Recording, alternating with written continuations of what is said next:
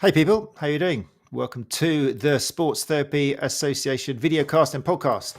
It's episode 249, and my name is Matt Phillips, host of the show, creative on chatlive.com.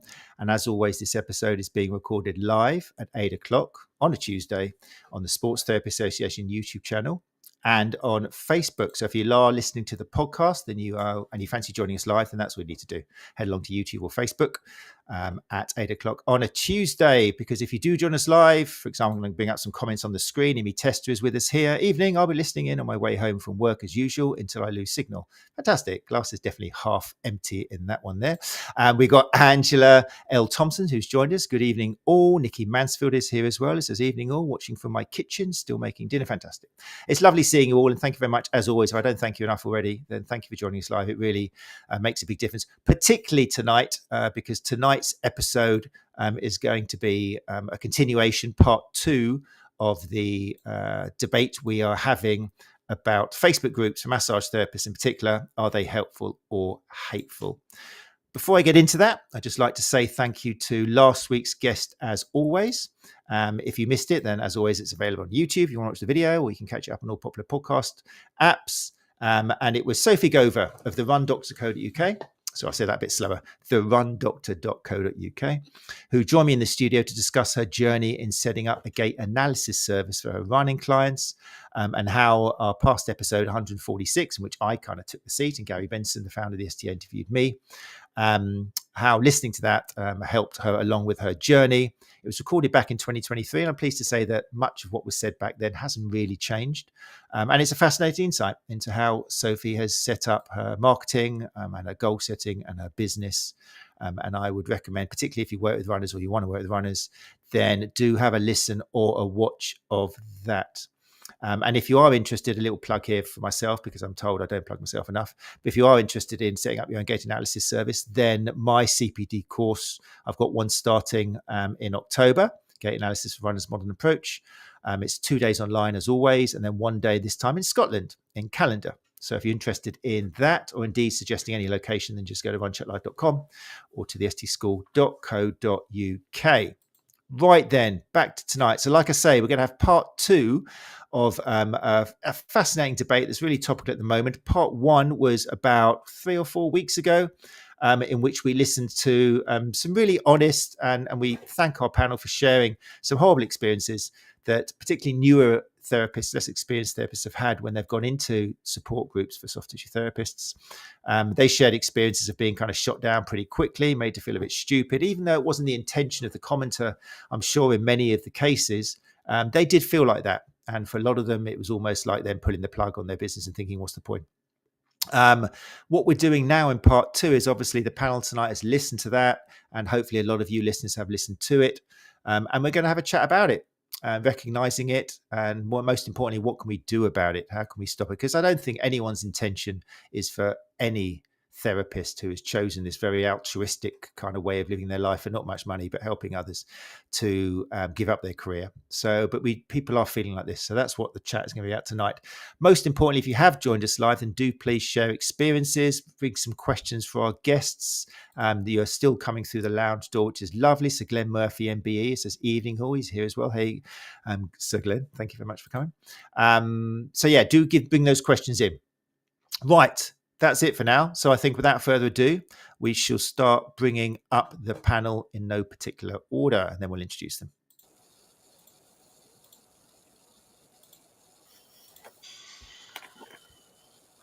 Okay, I think we're all here. Thanks so much, everybody, for joining us. The same as last time, I think what we'll do is just give you maybe just a minute to introduce yourself. Most importantly, just say where you are in the world, whether it's the UK or otherwise, and yeah, what your role is in the industry. So no particular order. Can we start off with maybe Cecily?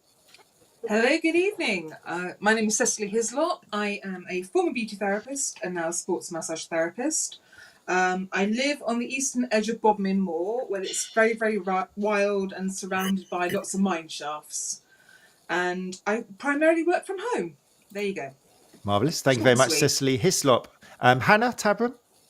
Hi, I'm Hannah Tabram. I'm a sports massage therapist. I live down in Norfolk, right in the east of England. Mostly I also work from home, but right now I don't because my home is a building site. myself. I seem frazzled. It's because Once again, in fact, yeah, people who are familiar with Hannah's voice or the vision, I was going to say, yes, the vision we've got here on our screen, because you gave us a wonderful introduction into your house when you converted the garden, wasn't it, into a house. so to have looking a forward to therapy being able clinic to work outside. there again. It was great. It was a great episode that people still talk about. So thank you very much. Welcome back, Hannah. Thank you very much. Stevie Barr, if you'd be so kind. Good evening, folks. My name is Mr. Stephen Barr, and I am a massage and movement therapist. I'm based up in Glasgow. There you go. Thank you very much, Stevie, or Mr. Stephen Barr. Thank you very much. I'm used to calling you that. It's very professional. And last but by no means least, Mr. Gary Benson. Hi, Matt. Hi, everybody. I'm Gary. I founded the STA quite a number of years ago with the intention of it being a nice, safe space and a small club for people who didn't want to be in a big club. I live in rural Lincolnshire, where we sometimes fluctuate between electricity and not, and sometimes between Wi-Fi and not. So hopefully we'll last for the whole duration. Marvellous. There we go. So a wonderfully honest and diverse panel, as always, here on the Sports Therapy Association podcast. Thanks for joining us, everybody. Just a get well message to Tristan Attenborough, who's going to be on the panel as well tonight, who unfortunately, due to COVID, yes, it's still out and around, so watch out, people. Owner of Move Massage Pro in Northamptonshire, can't be here, unfortunately, but a great educator, and we wish him well. He will be speaking at the STA Southwest Regional Conference in association with the Hands on Hub and the ST School on September the 20th and the 21st in Exmouth. Tickets available at the stschool.co.uk. But yeah, get well soon. Tristan, right then. Thanks very much for joining us in the panel, everybody, as I say. I thought briefly, time is going to go so quickly tonight. So I thought we'd get straight into it and just have a recognition of, if you did manage to listen to last week's or catch even a little bit of it, what was your initial impression of seeing these 5 therapists kind of sharing some pretty horrible experiences, and what were you feeling when you listened to it? Anybody can answer. We'll go in preference of who wants to jump in first. I wasn't surprised by it, Matt. I see these comments all of the time. We've discussed before that social media is extremely polarized. You will only attract comments from those who love what you're doing or hate what you're doing. I thought it was really sad. It was really sad, and I could definitely, although I haven't had those sorts of experiences myself, I know what it feels like to feel like social media is almost, you feel like you're being undermined almost, even though you're not, even though that's not someone's intention. And I just thought it was really sad. Thank you very much, Hannah Tabram. I thought they were pretty brave. Oh, Stevie, go on. Stevie?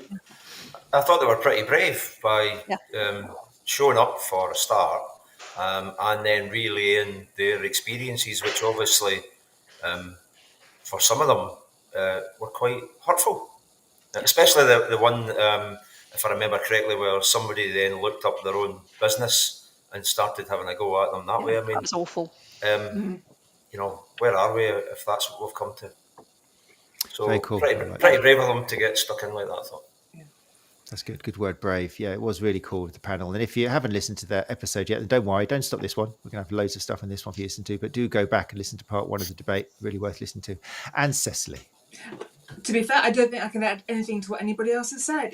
I did feel actually quite shocked by it, particularly, as Steve just said, the girl who had somebody, sort of stalk her on a business page and criticise her.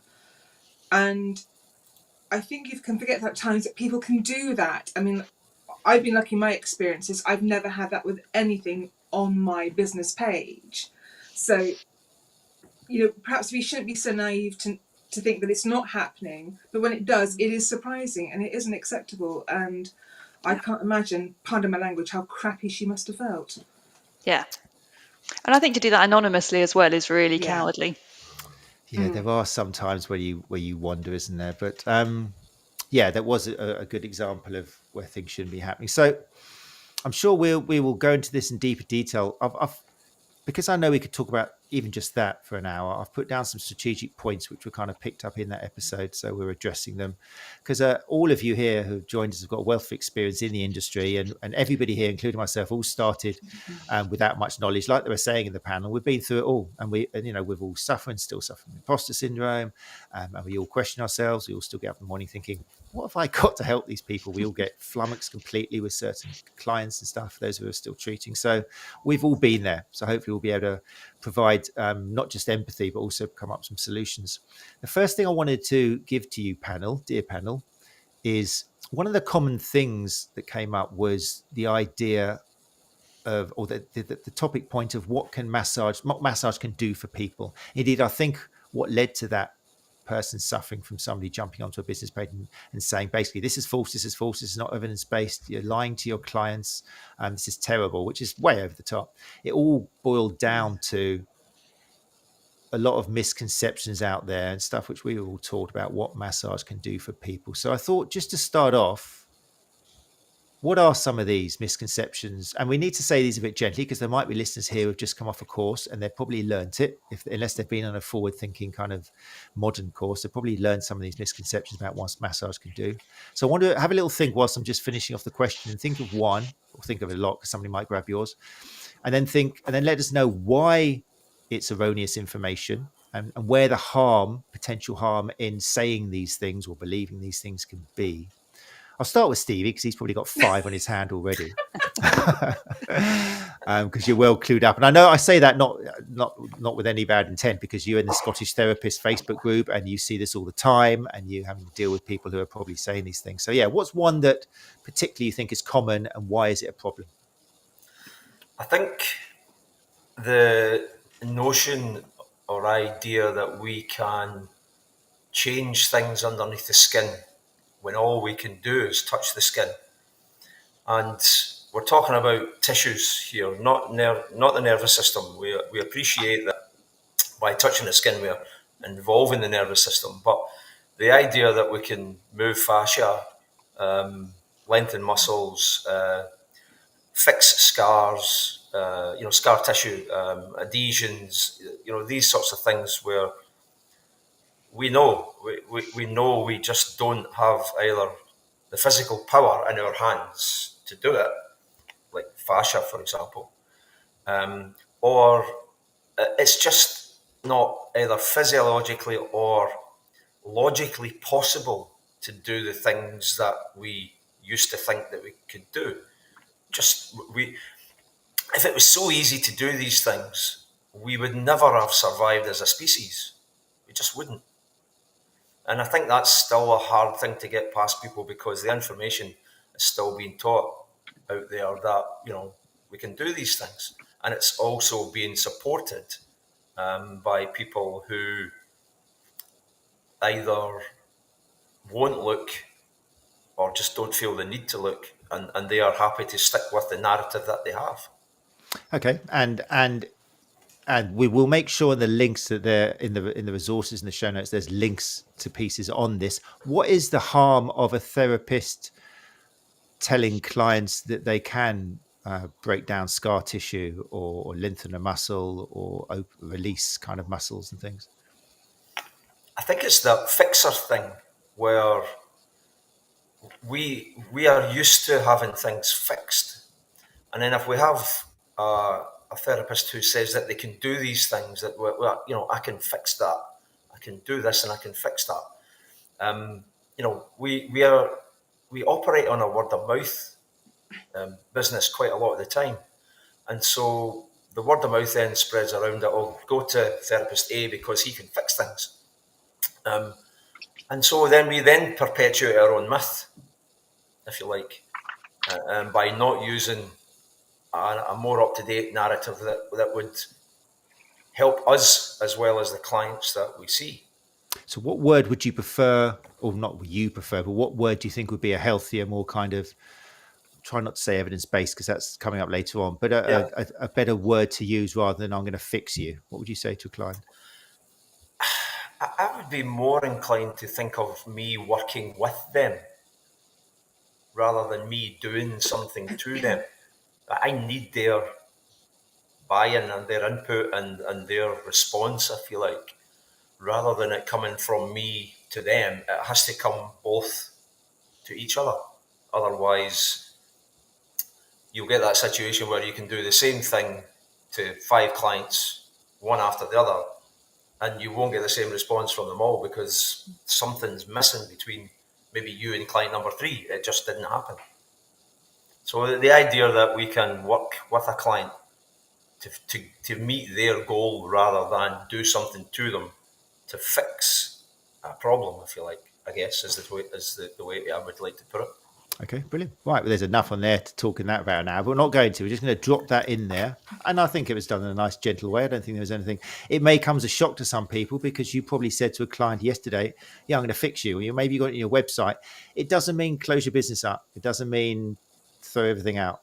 It just means basically you're going to change the way you approach your dialogue with the client to say working with them because they're responsible, because they're going to have to take responsibility of doing their exercises, of sleeping, of eating better, and so on and so on, rather than just lying back and thinking that you're straightening their spine out or putting their posture perfect or something. So yeah, very succinct. Thank you, Mr. Stephen Barr. We'll go around the corner. Gary, anything in your mind about what massage does that often can cause problems on social media when people say it? Well, I think what we've got to do, Matt, we've got to go behind that. We've got to go back and understand that these therapists have, in good faith, booked onto a course that's been advertised by our industry, by our awarding bodies. Episode 168 in October 2023, we spoke about the changing face of qualifications, who or what can we trust. Now, generally speaking, and I'm not saying courses are good or bad, generally speaking, what you'll find is that when I'm speaking to between 30 and 40 members a week and prospective members, they talk about Googling, Ofqual approved or Ofqual regulated. And unfortunately, that's no longer the badge of honour that it once was. And we spoke about the pros and cons of both the awarding organisation qualifications and of in-house training provision with in-house certification. And what we're finding at the moment is those small independent schools who can't compete commercially because they can't get funding, the advanced learner loans that people can access. They haven't got the marketing budgets, but generally speaking, those in-house training providers are more evidence informed than the sort of 7-year academic cycle of the awarding organisation. So we've got to understand that first, and I think there is an onus on the person booking onto courses to do their due diligence. I spoke to somebody yesterday who'd spent several £1,000s on a level 5 diploma in sports therapy, and within 6 months of working in a multidisciplinary clinic, had her whole practice turned on its head because she was using terminology like breaking down scar tissue and stretching muscle fibers and releasing fascia. I think if anybody's ever asked me my title over the past 20 odd years, is I've always tried to infer that I'm the facilitator of change rather than the fixer of problems, because as Steve said, it's the negotiation with the client, it's the education, it's the listening skills, it's the validation of their past experiences and their pain of their presenting condition. It's about how can we make somebody more confident and touching them nicely whilst we're doing a little bit of educating and motivating and encouraging, and in some cases counselling. That's what we're facilitating, change rather than fixing problems. But I still see it every day on social media that, if you want fixing, come and see me. Yeah, it's very true. And I think, that's something which people who are commenting need to bear in mind, that people have spent a lot of money. And it was raised in part 1, wasn't it? Where some people said, I've just spent £1,500 or £2,000 and now I'm being told what you've learned. Sometimes word for word is rubbish, or I hate saying this word, but is bullshit. That's my little word, which I don't like at all. But that's used. So I think as commenters now, being devil's advocate a little bit, we've got to refrain from using words like what you've paid for is sadly rubbish or bullshit. You've got to think of it as the same as telling your patient that their knee is buggered, or they've got no stability in their spine. It's important. what we're finding now is there are a number of training providers who do deliver the awarding organisation qualification, and they're now realising, or they have been realising for some time, that a lot of what is being taught or delivered is out of date. And so what they're doing, and I'm pleased that they are doing it, but in itself it creates a problem, because if you're teaching somebody a qualification and you're moving away from the syllabus, for example, the scope of practice, your insurability is based on the overarching qualification. So if you're adding in extra bits that you might think are valuable and people are introducing them, there is a danger that they are uninsurable because they're not within the overarching qualification syllabus. So it's a very thin line, and a lot of my work is spent talking to training providers about how they can facilitate a somewhat better learning experience for their delegates. Yeah, it is tricky. And if you're a listener and you're a tutor on a course and you're thinking, I use these words and I'm teaching students this, again, don't worry. You're probably an amazing tutor because, again, you've devoted your life to teaching. All we're hopefully going to do, not just in this program, but all we try and do through the Sports Therapy Association podcast and through the coffee chats we do and all the other ways of communicating with our members, is just gently explaining how tweaking a few things can really help. Because at the end of the day, if you're a teacher, you want your students to go on and become great therapists and help loads of people and have a successful business. And at the moment, with the outdated ideas, which do need tweaking, you see therapists thinking they're doing everything great, but in reality, 50% of their clients are doing well and the other 50% don't come back. And this is why so many therapists burn out and they don't get returning clients, or they only have a few clients who they see once a week, every kind of week for a year. So we're not saying chuck everything out at all. We're just saying tweaking it slightly. Hannah and Cecily, sorry to leave you down there for so long. I just want to know, is there something which you think is commonly mentioned in posts which can create a confrontation with regards to what massage can do for people, and how do you think we should rephrase it? I mean, I think I agree with what Gary was saying. A lot of it is people have done these courses in good faith. People are not setting out to kind of mislead or to tell their clients the wrong thing. I know that when I qualified, which to be fair is not all that long ago, I was definitely taught things like you can lengthen a muscle. I was taught that it's a sports massage, it's meant to hurt. Mm-hmm. You know, things like this, which I now know differently, but I didn't know that, and that wasn't my fault that I didn't know that. And people shouldn't feel that they are to blame. If you've done a course in good faith and you've been given this information, that's the information you've been given. You can't blame someone for knowing that. There's no point in getting cross with somebody, because the difference between you and them is perhaps just time and a little bit more reading. But yeah, I think it's supposed to hurt. It's not supposed to hurt. Oh, Hannah, but if that's what you've been told. It's a good one. I remember doing my level 4 and I was stripping some chap's IT band because that was the thing to do, you know, proper knuckles. Yeah, really. And I made this poor man cry. Yeah. Absolutely cry with the pain. And the tutor's like, yeah, that's fine. That's what it's meant to do. Someone did that to me when I was... Someone did that same thing to me when I was doing my level 3, and it made me feel sick the next day. I had to go and have a lie down. I had bruises all the way down my leg. Nice. That's a good one. So yeah, we'll move on from this. But basically, if you have done a course and they were talking about lengthening a muscle, and you've got that basic thing of doing a manual therapy technique and then assess, reassess, there's no point in a wasted stroke, all these kind of things which are taught on traditional courses. You know, it's like the same. You could do pretty much anything to anybody. If they believe it's going to make a difference and you've relaxed their nervous system down, you could do anything to them and then measure their legs and they'll be the same length, or look at their shoulders, they'll be the same level. But there's a follow-on effect which really you should be shown on a course, in that just because their shoulders are level doesn't mean that the pain in the neck is necessarily going to go, because symmetry doesn't equals kind of no pain and stuff like that. So, but don't throw it out. Like we say, if you have been taught, yeah, you're supposed to put up with the pain, doesn't mean you have to stop doing everything. It's just slowly fade out those things which are maybe provoking the patient's nervous system and making them hurt, because it's not really probably going to be a good thing. Even if they believe it, it's going to hurt more next week. And the techniques you've been taught are probably good techniques. Exactly. Just using a slightly different way. Exactly. That's a good point. Right. Wonderful. It's kind of linked in as well. Another thing which comes up in forums, which was mentioned in part 2 was, I mentioned in part one, was the reply often is you need to be more evidence-based and you've got to change the narrative. And it's almost like the feedback I got was these were kind of sound bites, which mean a lot to us, for example. If someone says be more evidence-informed or be evidence-based, we can even distinguish evidence-informed from evidence-based. So it makes sense to us. But for the therapists who've just come out from a traditional course, sadly, tragically, they haven't been introduced to evidence, probably because, it would be a problem during the course. But so it's almost as if we should change these. If we are educators, we shouldn't jump in with that. You need to be evidence-informed. Have you found a problem with this? Can you think of an alternative to jumping in and saying, well, that's not evidence-based? Anybody?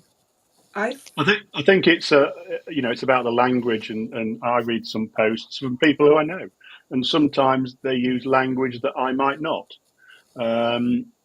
So what I'm always doing, and for anybody who reads my posts, I always post in my personal name on Facebook, but I say if you want to discuss this privately and have an independent view, please send a direct message to my work profile, just for transparency, so people know who I am and the sort of angle that I'm coming from. But it's difficult, and I know we're going to be talking about anonymous posts later on, so I'll leave my comment about that. But yeah, sometimes people should, if they are frustrated by something, then write a reply, but please don't send it until the next day, until you've slept on it, because they are anxiety invoking sometimes. That's always a good one, isn't it? In life in general. Yeah, write it, put it under your pillow and read it the next morning. That's a good one.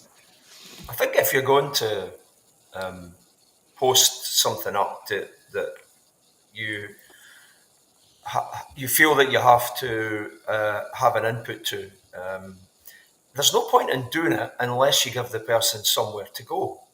So there's no point in saying, oh, you need to be evidence-informed, you need to be evidence-based, you need to change your narrative.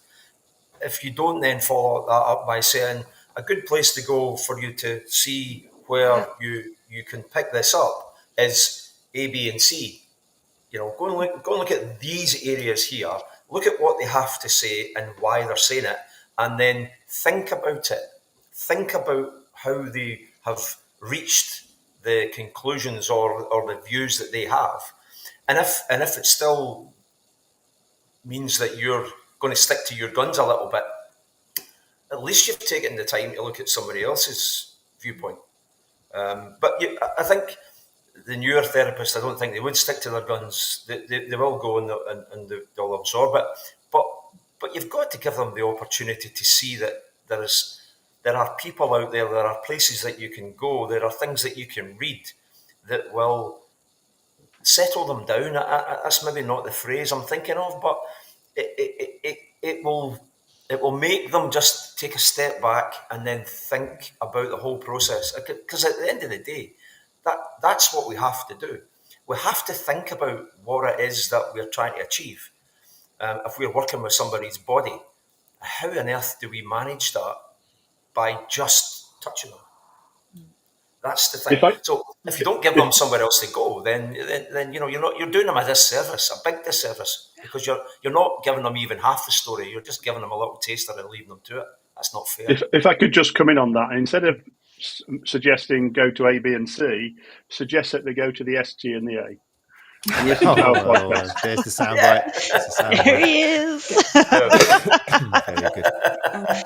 I mean, I think you have to recognise as well that I agree. I think it's really important to try and point people in the right direction, because not everyone has the same capacity in terms of time or just mental bandwidth to go out there and say, well, now I will Google this and I will read this research and this and this and this and this. You don't know what someone has going on behind their screen name. You only see a snippet on social media, and it's normally quite a carefully curated snippet. And so to just assume that you can say, well, you should be evidence-based, and that's fine, and everyone's going to go, yes, I should be evidence-based, so I know exactly what that means, and now I will go and read this thing. You can't do that. That's just not a helpful thing to do. And I think at the end of the day, most of us want to help people. You don't want to jump up and down on someone and make them feel terrible. So pointing someone in the right direction is really important. And if you don't have time to do that, don't jump in, don't comment, because somebody else will. We don't have to correct every time someone is wrong on the internet. True. I kind of want to almost rephrase being evidence-based as being open-minded. Yeah. And I think that's a lot where it comes from. I mean, Matt, we've discussed before my beauty therapy training, which was like 1994, properly old school. This is, flushing toxins, the moving lymph, the stretching muscles. And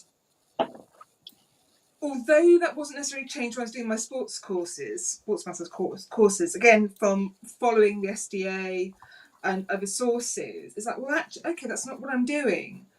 And it has been a bit of a battle to kind of take what I've learned and realise it can be different. I mean, I'm not one for research, looking at research articles. I have the attention span of a 5-year-old.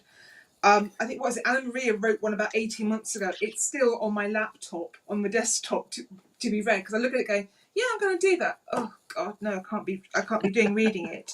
So I think that's what people have got to have, is just an open mind. And hopefully, I mean, Hannah's point is great, that, unless, if your comment is going to be actually really sarcastic and you can't back it up, just don't. But at the same time, if people are asking the questions, maybe they need to look at the answers and accept the answers. You don't have to agree with it. And again, like Steve said, there are other avenues in there, but having that open mind is the basis for being evidence-based or evidence-informed. And that's the most difficult thing, because again, what you're taught, you want to believe in what your tutors teach you, what the curriculum says on your paperwork. And as we all know, that isn't necessarily accurate or up to date. So it's just going, okay, this may not necessarily be right, but that's okay that it's not right. And again, just putting out those feelers, pointing, looking at where other people are pointing to say, well, actually, look at this, or do the CPD. And that's probably the key. I like that. Yeah, that's true. It's so difficult, isn't it, with words, because the right phrase, you're never going to know for the person who's asked you, because you don't know that person. You could say, you need to be a bit more open-minded to one person and they'll take that on board. The other person's going to go straight away, oh, so now you're saying I'm closed-minded. And that's the problem with social media, isn't it? Until you know that person, you spend some time with them. I think Tristan mentioned this, or somebody did when we were chatting before, is a lot of the time it's going to be impossible to give a person who is a bit stressed out and trying to find an answer that's not going to annoy them, because on social media, they're going to read it in a certain way, or you're going to write it a way which doesn't appeal to them. So we're there's a little bit of doom in using social media groups as a question and answer place anyway. Do you think? Should we be looking at an alternative? If somebody has got a problem with their business or they want to check this, is the social kind of support group the best place to kind of hang out their question? What I think, Matt, is that these people who respond in language that I don't necessarily support, I encourage them to think of the original poster, whether it be the anonymous poster, or as their client. Now, if your client said something to you in clinic that you didn't necessarily agree with, you wouldn't shut them down, in one sentence. You'd have an open and honest discussion with them. And as Hannah said, you'd signpost them somewhere else. So it's a metaphor for our clinical practice. If we get somebody in who we're not understanding, and, we might not be the therapist for them at this time, but what we do is we say, okay, well, I'm not the person to help you now, but I think I know who I can refer you on to. And if everybody used that mentality when they're answering social media, I think it would be a lot better place. That's really good. That was something that was raised in part one, is like one of the questions by onlookers was, this person's acting really kind of quite violently now and communicating quite violently. Is that how they treat their patients? They're supposed to be more experienced. So it's a good answer. I mean, I think it's worth. So before I did this job, I was a lobbyist. So it was my job to try and persuade people to agree with me, essentially. And I did that for nearly 10 years. And I can count on the fingers of one hand the number of times I actually argued with anyone. I debated with people a lot. I discussed things with people a lot. And I didn't always agree with people. But once you get to the point of being an argument, you're not going to change anyone's mind. And those few times that I had an argument with someone, even though each time it was someone who came for me spoiling for a fight, I still count those as a failure because I didn't talk that person round, because I couldn't. Once you bring that kind of energy into a discussion, you've already lost them. That's a good point. Yeah. I also think that if you're in a group, in a forum that we are, and the SDA community is brilliant. I mean, the some of the support that you get in there is top class. It really is. But when you move out of that into some of the forums, the people who are given the answers have to accept responsibility for what they're doing. They've got to accept that you can't just chuck in evidence informed or evidence based and leave it at that. You've got to give something.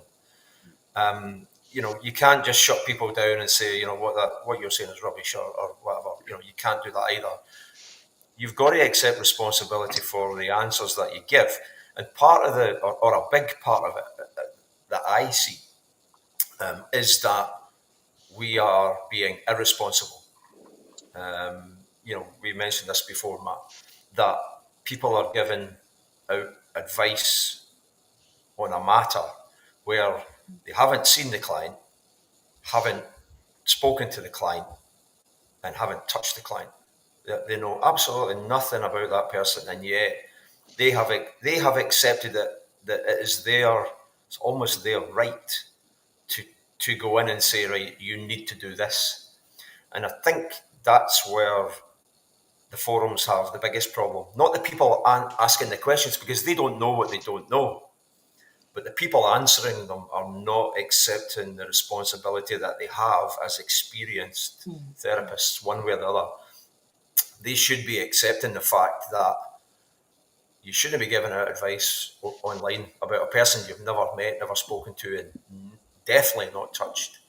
And I think that's where when you get that clash, if you like, of a conversation that starts off perfectly fine. Somebody asks a question, they don't know what they don't know, and then two or three people pile in and say, you need to do this, you need to do this, you need to do that, and they're all different. And then other people say, well, actually, we need to think about this, we can't be given that. And then it just goes into a mishmash after that. And the person who's asked the question legitimately at the beginning, because as I say, they don't know what they don't know, they could have been signposted, they could have been given somewhere to go and had a look for better information that might have answered the question for them without any of the nonsense that goes on behind it. And that's what I think we're falling down now. It's a good point. A very good point. That is one of the problems in these groups, isn't it? People kind of giving their advice on what to do with a patient. It seems, again, these forms are used for that. I've got a client who's suffering from this. What should I do? Oh, you need to do this. And everybody kind of sort of says basically the last course they did, this will be what the problem is, because this is in my mind now. But so how do we discourage that then? I mean, that's something, if we're going to make, I mean, a lot of people, one of the things that came out in the part one as well was a lot of therapists who work by themselves, particularly, they need these groups. They haven't got a physio or an osteo or even another massage therapist, sports therapist next to them to actually have a little chat and some peer kind of learning. So they come to these groups to kind of reach out and get some support, and they're labeled like massage support group. So as educators, it'd be nice if we could kind of mold these groups to be a little bit better. How do we discourage this, people jumping in and kind of diagnosing and saying what people should do? What's the sort of, without kind of creating an argument, what kind of stuff should we be saying? I think, Matt, what we've got to do is we've got to acknowledge that educators educate, support groups support people. And so sometimes when those responses to some of those inquiries are commercially driven, I'll come and do my course, or I use XYZ technique because it works for everything. I think sometimes that's at best misleading and sometimes dangerous. But the whole idea of professional associations, and the SCA is one of many. There's so many acronyms out there. But what we have tried to create is a safe space to support those people so that they can ask those questions without fear of judgment. And my fear is that in an open forum, you're getting opinion from people who are sometimes not well informed.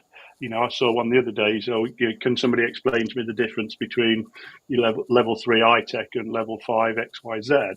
and some of the answers on there were totally misleading, and so I put on there that I'm happy to have a chat with a person, and I was signposted by 2 or 3 other people as a person to come to get an independent view of that. So whilst some of these support groups are really good, some of them I don't think are very good at all. They allow anything, and I don't want to be a spoiler alert, but when you see an anonymous post, if you're the admin of a group, you have to permit Gary Benson to post anonymously.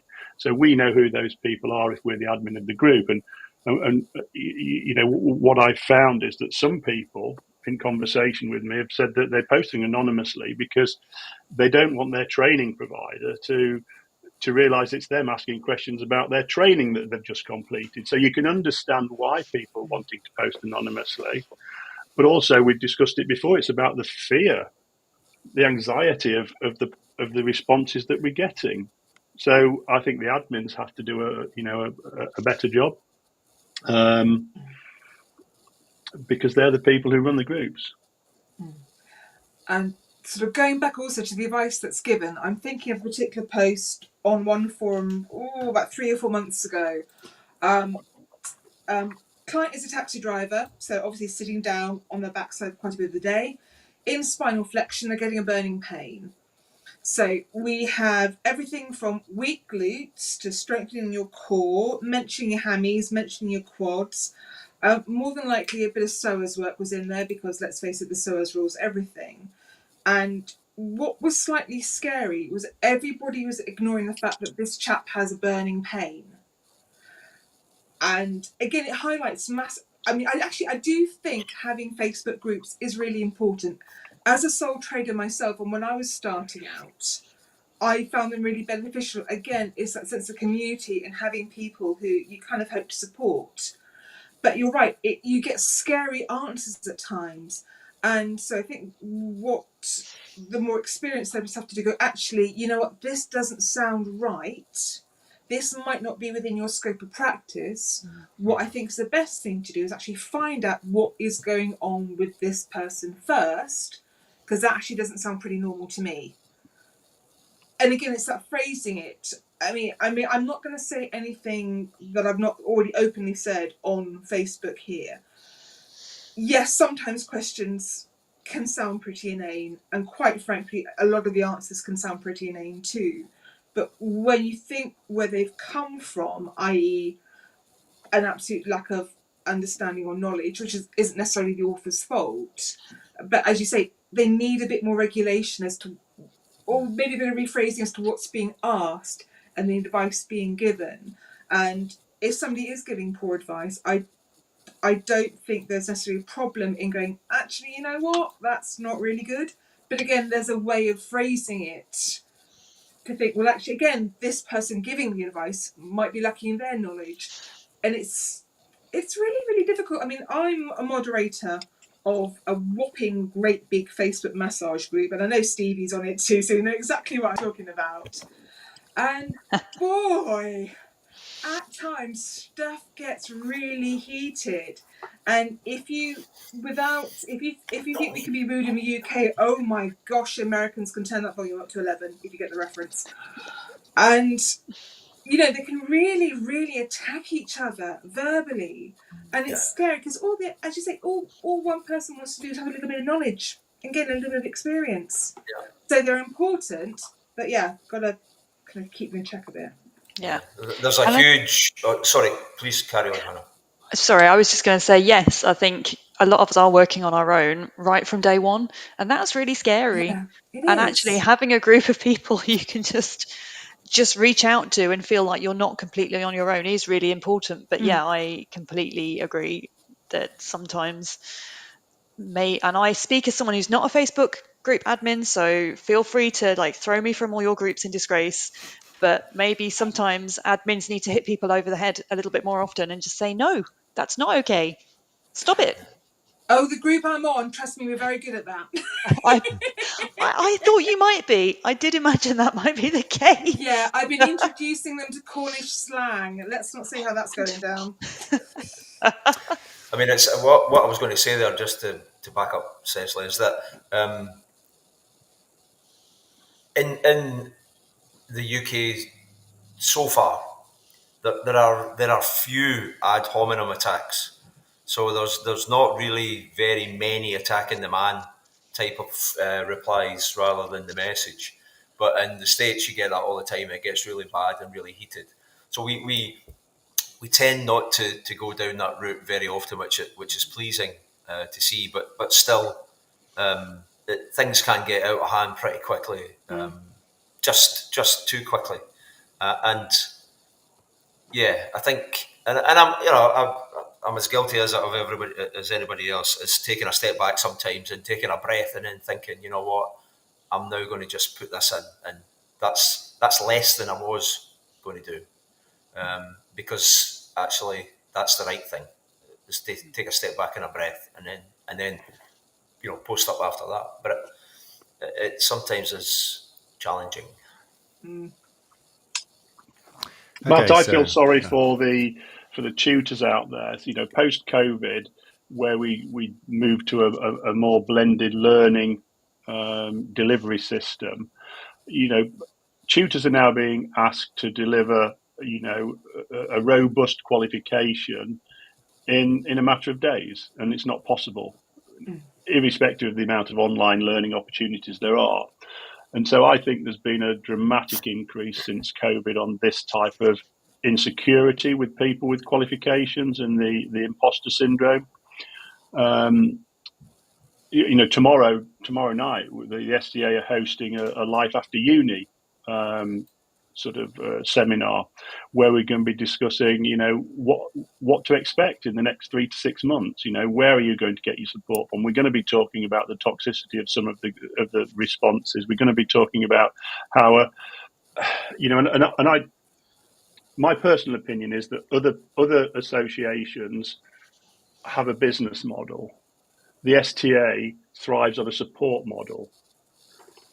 And I think that's where we're different, and that's where we're gaining the respect. And this very podcast is being used in a lot of professional standards modules for colleges and universities now. So I think you need a safe space. That's what we're trying to create and sustain. We need people who are supportive, who can be, I always say things like they are, and sometimes, I upset people with that, and I'm learning to be more diplomatic, but I understand that I'm not the right person for everybody, and the SDA is not the right vehicle for everybody, and that's why there are so many of us. But yeah, I feel really sorry for the tutors being asked to deliver robust qualifications, which in my day took 6 months or a year full time to complete, is now being asked to be done in 7 days. So it's extremely difficult. I know there's 3 days, Steve. I didn't want to mention them. Some of them 3, yeah. Okay, so I want to turn our attention to, an awful lot was said there, and there was kind of solutions and suggestions mixed up with it now. But what I want to try and address in the last 5 minutes is kind of how us personally, or how associations or maybe anybody involved can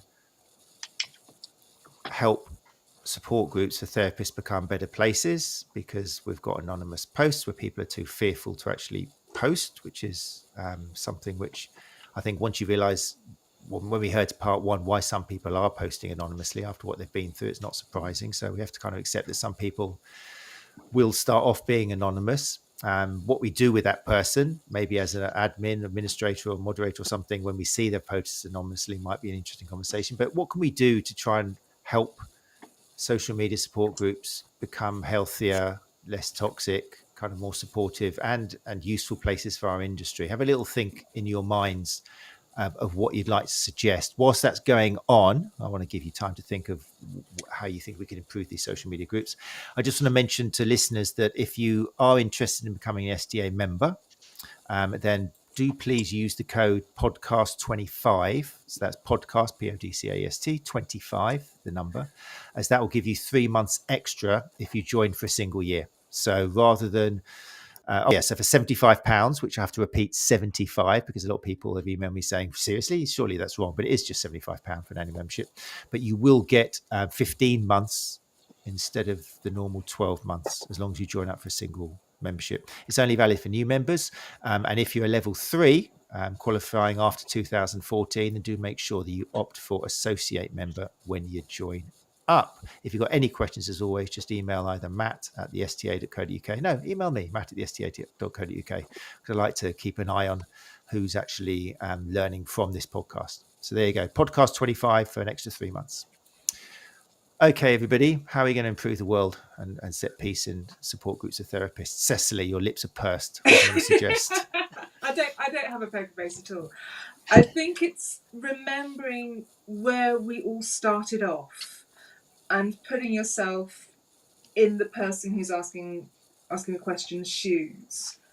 And again, understanding that they might not understand. They don't necessarily know all that we know.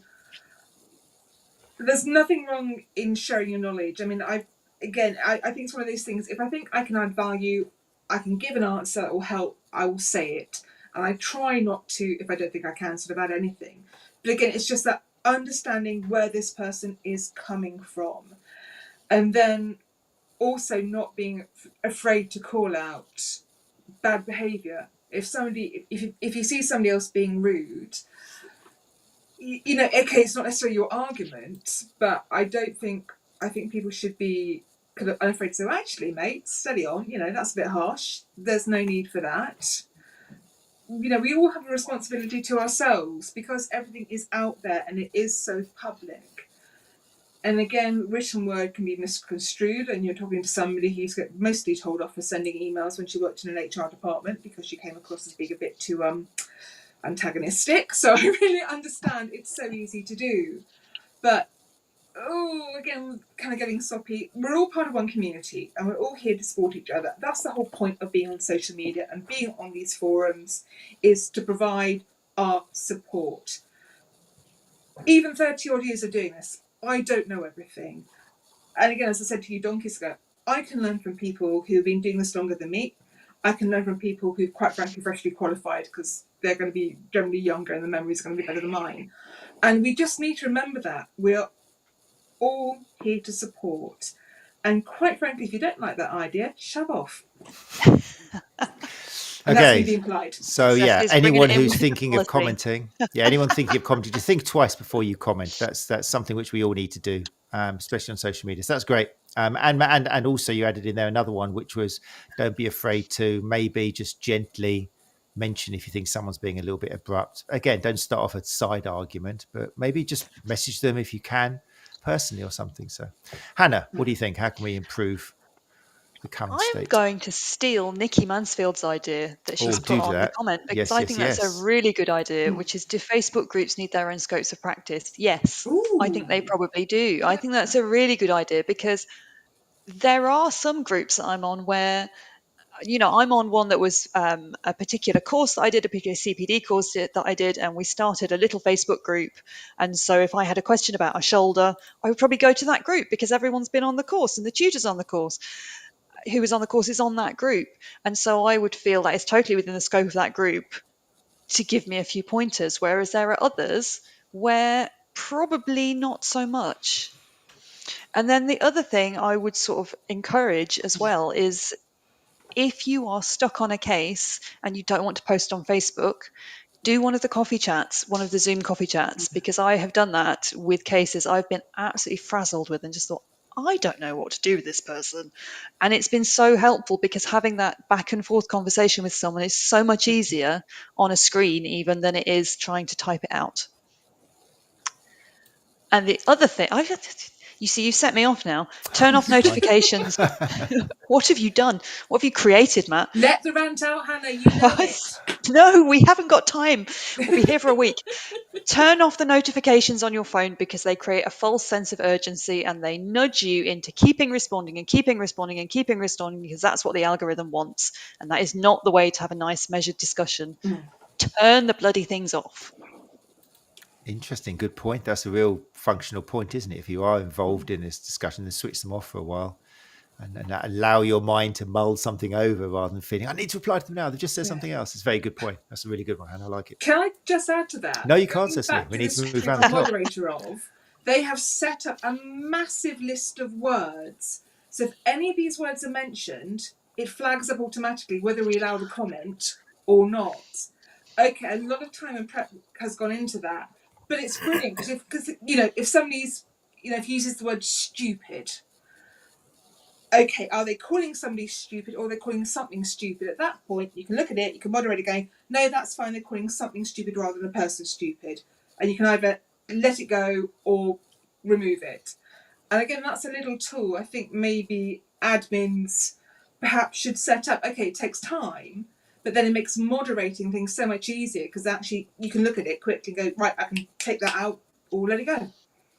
Nice point. It's a good advice there for people if they are moderating groups. So yeah, admins and moderators actually, if that's your role, then it's quite a task. It's quite an important task. It's a responsibility, and you haven't got time to do it or time to devote to it, then give it to somebody who has. But yeah, looking into things like that, very good. Right, let's move around. Let's go to Gary. What do you think? I've got a sort of a personal policy, Matt, and it's to do with my own sort of mental health and how frustrated I used to get. And I had a sort of an epiphany moment where I thought the only thing I can control is how long I participate in this behaviour.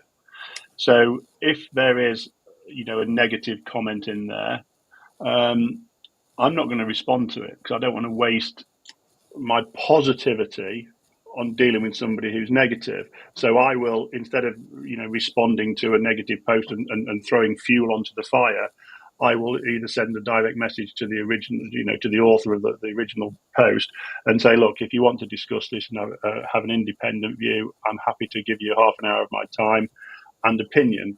Do with it then what you want. At least you'll be able to make an informed choice. So I think we should stop engaging with the negativity and create that positive cycle of feedback.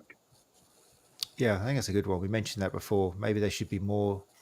The trouble is, it'd be lovely if the only thing I worry about is if people do get involved in direct messaging, then people can get all sorts of people in there DMing them and stuff. And like you said, like the people with a commercial interest in that, but maybe some, again, of the moderators and the admins should have the time to do that and say, look, this is a serious thing you're talking about. If you want to message me, and maybe I can source you out to somebody else who could help you with this. So yeah, good idea. Not putting it out to the public. I like it. Worth mentioning, Matt, that a lot of these moderators and admins of these groups are doing it voluntarily. Yeah, so, it's hard, isn't it? It's true. It's not like they're getting paid for it, which is true, very true. So like tools like Cecily mentioned, things like that. I mean, I think I mentioned in part one that I think it's not going to happen because Facebook almost likes arguments, doesn't it? Facebook loves black and white. It's how it makes money. The more hate, without sounding too cynical, and the more anger and the more polarized debates and the more clicks and the more advertising, everything. So it's not set up for debate and thoughtful, constructive advice. Because it would be lovely if along with your profile in a Facebook group, like in most other forums I've been in, you can put a little tagline of what your level of experience is, or you can put, for example, bear with me, I could be very abrupt at times, please don't take it personally. Just something like that, if you know that's your personality or whatever. Because I think Anna Maria as well raised an interesting point before with some people, like it might be a mental health issue. It could be time of the month. It could be anything. But if you've got no way of letting that person know that you can be quite abrupt, that you do see the world in different colors and you can speak out in a different language that people might take personally, then it'd be nice to be able to say that under your name or in your comments automatically as a little signature. But I think it would help a lot of people, your level of experience and that. But it doesn't. In Facebook, it's just an emoticon and then a load of words which can be taken the wrong way. So yeah. Okay. Anyway, that's me babbling on. Stevie, for you, what do you think we can do to stop the problems we've discussed? I think that we need to take more responsibility for the answers that we give. If we want to give people the support that they're asking for, then we need to take responsibility for how we do that. So if we are going to answer something, then be responsible behind it. Offer links, offer places to go, offer encouragement that that we can understand why they're asking the question, It may not necessarily give them the answer that they're looking for, but there is a reason for that, and be responsible about how you put that across. Because I think Gary summed it up at the very, very start, actually, which I thought was really cool. The STA is a support network. I mean, that's what it's there for.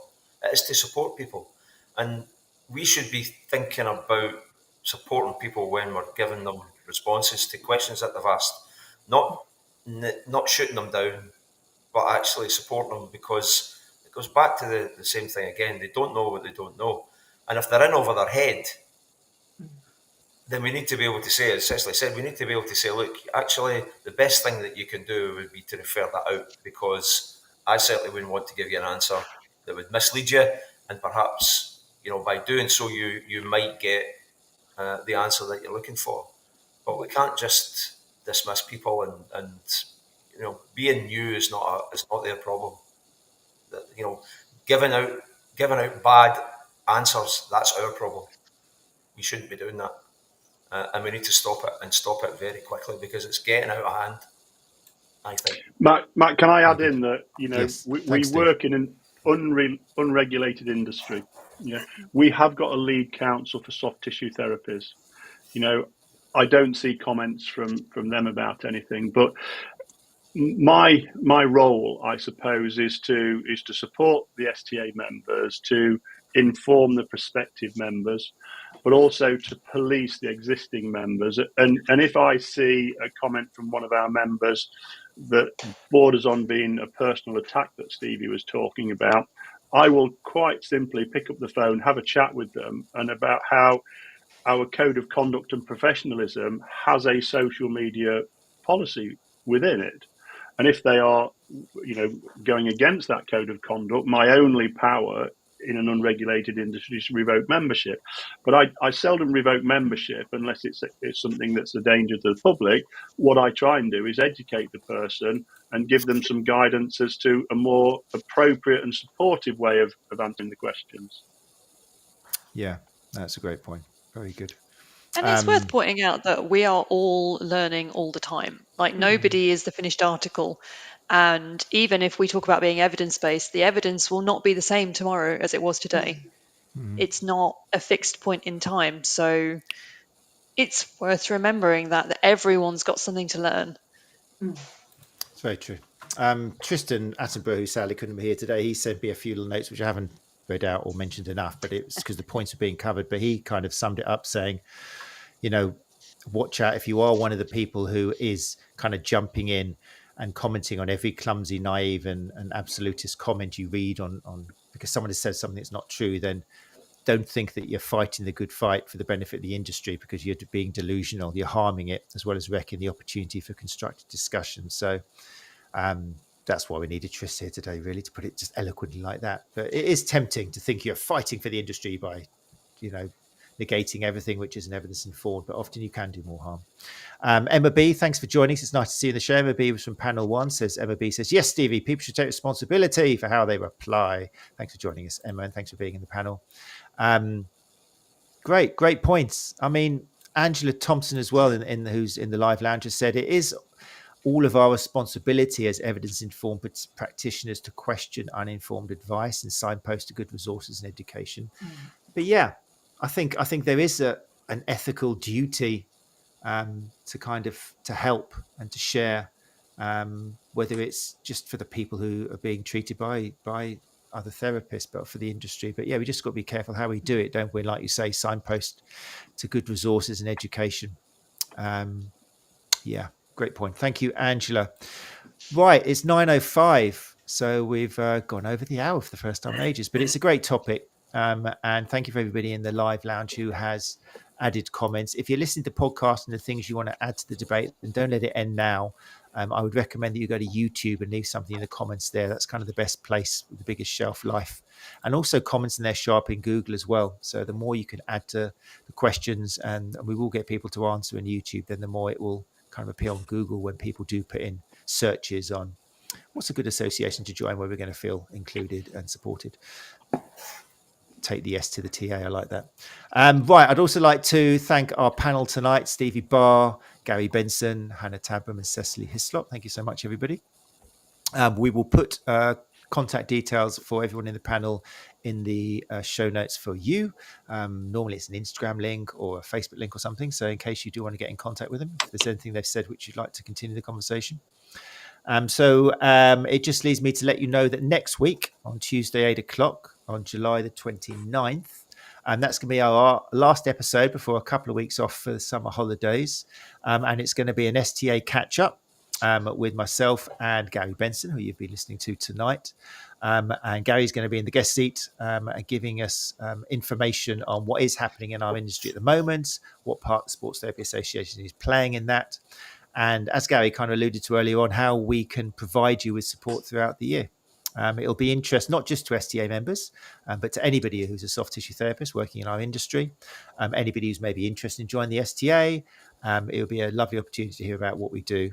So do join us live if you can at 8 o'clock on Tuesday on either YouTube Sports Therapy Association channel or the Sports Therapy Association Facebook page. And you can put your questions to Gary, put it in your diary and join us. Otherwise, as always, it will be downloaded as a podcast. Right. Thank you again, panel. Have a great evening. And you. And Thank you. Thank you very much. Thank you. And let the conversation continue, people, on YouTube if you've got any comments or experiences you want to share. Hopefully we'll see some of you next week. Thank you and take care of each other. Bye-bye. Thanks, folks. Bye.